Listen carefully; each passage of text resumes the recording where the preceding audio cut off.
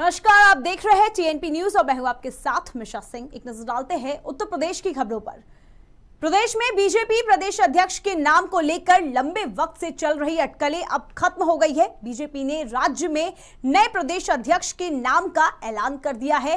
इस ऐलान के बाद स्वतंत्र देव सिंह ने भी बधाई दी है। बीजेपी के महासचिव अरुण सिंह ने एक चिट्ठी जारी कर भूपेंद्र सिंह चौधरी का नए प्रदेश अध्यक्ष के तौर पर ऐलान कर दिया है। बता दें कि बीजेपी के नए प्रदेश अध्यक्ष को लेकर लंबे समय से अटकलें चल रही थी। इस दौरान राज्य के डिप्टी सीएम केशव प्रसाद मौर्य, दिनेश शर्मा, श्रीकांत शर्मा, बस्ती से सांसद हरीश द्विवेदी, कन्नौज से सांसद सुब्रत पाठक और केंद्रीय मंत्री बीएल वर्मा के नाम प्रमुखता से चल रहे थे। लेकिन तमाम अटकलों को खत्म करते हुए भूपेंद्र सिंह चौधरी के नाम का ऐलान कर दिया गया है। आदरणीय भूपेंद्र जी को जिस प्रकार अध्यक्ष बनाया गया है, मैं केंद्रीय नेतृत्व का हृदय से हम सब स्वागत करते हैं, वंदन करते हैं। वास्तव में एक अच्छा नेतृत्व उत्तर प्रदेश को मिला है और मैं तो 10 साल उनके साथ क्षेत्र का प्रभारी भी रहा। क्षेत्रीय अध्यक्ष थे तो महामंत्री था। मैं अच्छी तरह जानता हूं जमीनी स्तर के कार्यकर्ता है और सामाजिक समीकरण का भी जबरदस्त किया। उनको राजनीतिक भी, सामाजिक भी, संगठनात्मक भी पूरा अनुभव है और उनके नेतृत्व में संगठन ठीक ढंग से चलेगा और शानदार चलेगा। और 2024 के चुनाव में जबरदस्त उनके नेतृत्व में हम सब मिलकर परिश्रम की पराकाष्ठा करेंगे। और सीएम योगी ने करोड़ों रुपए की लागत से तैयार हुई पुलिस की 144 आवासीय और अनावासीय परियोजनाओं का लोकार्पण किया। इस दौरान सीएम ने कहा कि 5 साल पहले प्रदेश की गिनती देश के बीमारू राज्यों में होती थी। विकास की कई सोच नहीं थी, कानून व्यवस्था बदतर थी। आए दिन प्रदेश में दंगे होते थे। प्रदेश में व्यापारी, महिला, नौकरी पेशा, किसान, श्रमिक अपने आप को सुरक्षित महसूस नहीं करते थे। आगे सीएम ने कहा कि 2017 में हमारी सरकार बनने के बाद जब मैंने 20 मार्च को गृह विभाग का निरीक्षण किया तो धूल से सनी फाइलों का ढेर था। इसके बाद हमारी सरकार ने पुलिस के आधुनिकीकरण की दिशा में कदम बढ़ाया। आगे सीएम ने कहा कि प्रदेश पुलिस दुनिया का सबसे बड़ा पुलिस बल है, लेकिन पहले की सरकारों ने इसका आधुनिकीकरण की दिशा में कोई कार्य नहीं किया, बल्कि प्रदेश में पीएससी की 54 कंपनी समाप्त कर दी थी। प्रदेश में एक भी महिला बटालियन और एसडीआरएफ का गठन नहीं किया। हमारी सरकार ने इस दिशा में कार्य करते हुए प्रदेश में एसएसएफ 3 महिला बटालियन और एसडीआरएफ की 3 बटालियन का गठन किया है। सीएम योगी आदित्यनाथ के विजन से शुरू हुई ओडीओपी यानी कि एक जिला एक उत्पाद योजना में टेराकोटा को शामिल किए जाने के बाद यह लोकल से ग्लोबल बन चुका है। इस पारंपरिक शिल्प को इंडस्ट्री में तब्दील करने के प्रयासों से प्रेरित होकर कई संस्थाएं आगे आ रही है।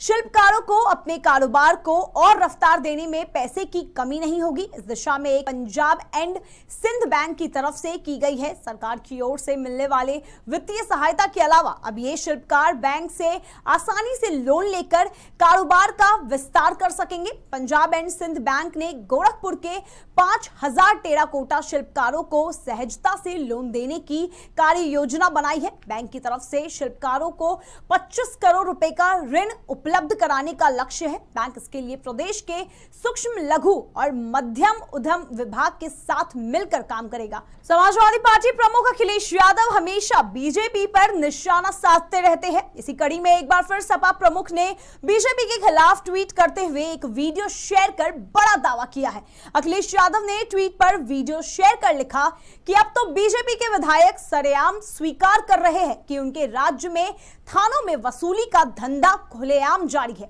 वीडियो में विधायक कह रहे हैं कि यहां तमाम लोग खड़े हैं जिनसे आपने पैसा लिया है। हालांकि ये पहला मौका नहीं है जब सपा प्रमुख ने वीडियो के आधार पर सरकार की कानून व्यवस्था और भ्रष्टाचार से जुड़ा मुद्दा उठाया है। प्रदेश में जल्द ही नगर निगम के चुनाव होने वाले हैं, जिसकी वजह से एक बार फिर सियासी पारा चढ़ने लगा है। इस बार सपा प्रमुख अखिलेश यादव को चाचा शिवपाल यादव की भी एक बड़ी चुनौती का सामना करना होगा।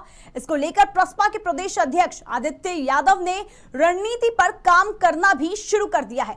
आदित्य यादव ने प्रदेश अध्यक्ष बनते ही कहा कि पार्टी का मजबूत संगठन बनाना मेरी प्राथमिकता होगी। हम आने वाले वक्त में जिन मुद्दों को सरकार नजरअंदाज कर रही है है उन्हीं पर फोकस करेंगे।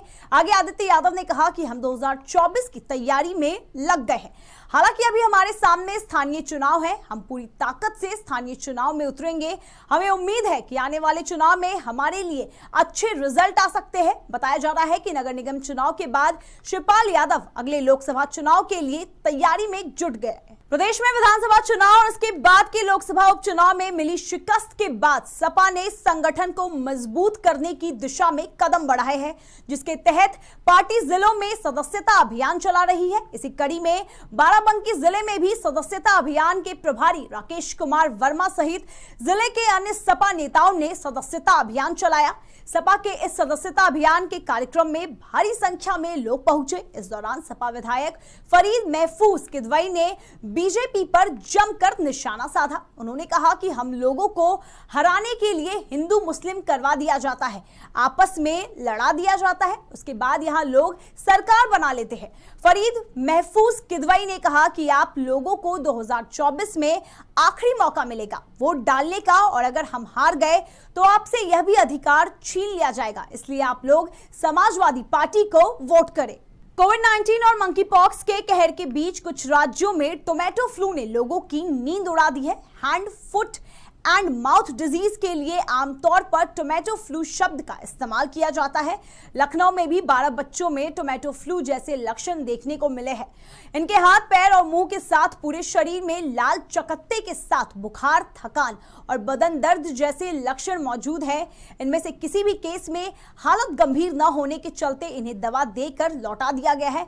हालांकि इनमें से किसी भी बच्चे की जांच नहीं हुई है। ऐसे में सीधे तौर पर नहीं कहा जा सकता है कि इनमें टोमेटो फ्लू के लक्षण थे या नहीं। इन सभी बच्चों की सामान्य दवाइयां दी गई है। पीलीभीत के जिला अस्पताल में एक मामला सोशल मीडिया पर जमकर वायरल हो रहा है। बता दें कि इस वीडियो में फिटनेस सर्टिफिकेट के नाम अधिकारी पर रिश्वत मांगते हुए नजर आ रहे हैं, जिसके बाद से ही स्वास्थ्य महकमे में हड़कंप मचा हुआ है। वक्त हो चुका है एक छोटे से ब्रेक का। ब्रेक के उस पार खबरों का सिलसिला यूं ही चलता रहेगा। TNP न्यूज एक हिंदी भाषी न्यूज चैनल है। TNP ग्रुप का मूल उद्देश्य ग्रामीण क्षेत्र के युवाओं को पत्रकारिता का ज्ञान और कौशल प्रदान करना है। अधिक जानकारी के लिए विजिट करें हमारी वेबसाइट tnpnews.in या graminreporter.com।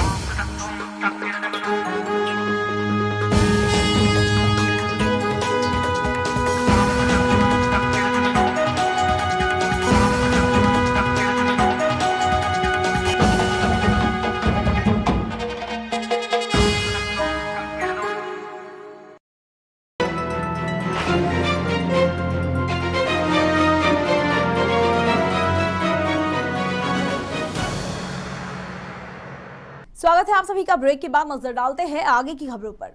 सोनभद्र जिले में पुलिस को बड़ी सफलता मिली है। दरअसल पुलिस को हर घर नल योजना में इस्तेमाल होने वाले पाइपों की चोरी की खबर मिली थी, जिसके बाद पुलिस ने हर जगह चोरी कर रहे बदमाशों के खिलाफ तलाशी अभियान शुरू कर दिया, जिसके तहत पुलिस ने 3 ट्रकों पर लदी 87 पाइपों को बरामद किया। साथ ही 3 शातिर चोरों को गिरफ्तार कर जेल भेज दिया।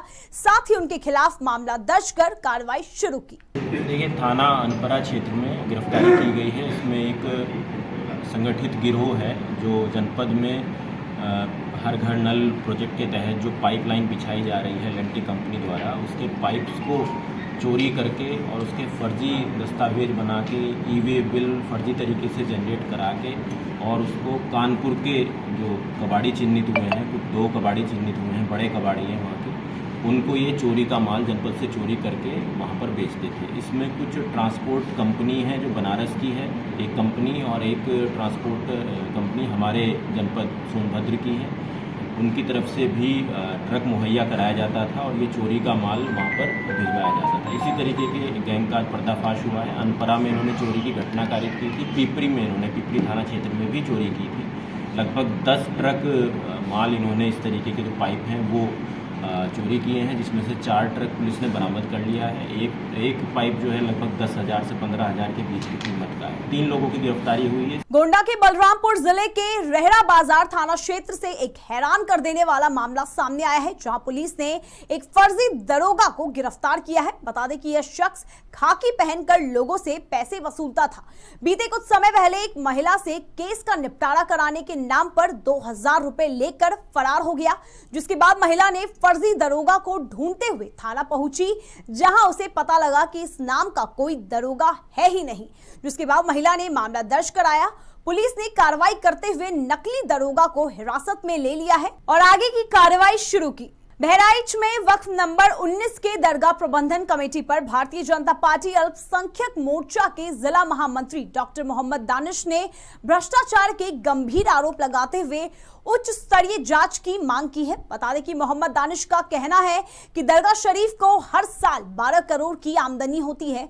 इस आमदनी में 5 से 7 करोड़ रुपए का हर साल गबन किया जा रहा है। रायबरेली के सरेनी कोतवाली क्षेत्र में प्रेम प्रसंग के चलते प्रेमी को जिंदा जलाने की कोशिश की गई। मामले की जानकारी मिलते ही पुलिस मौके पर पहुंची और बताया कि प्रेमिका से मिलने गए युवक को लड़की के परिजनों ने कमरे में बंद कर दिया और पेट्रोल डालकर जिंदा फूंक दिया, जिसके बाद युवक को पास के जिला अस्पताल में भर्ती कराया गया है। साथ ही पुलिस ने मामले में 2 लोगों को गिरफ्तार किया है। वहीं पुलिस आगे की कार्रवाई में जुट गई है।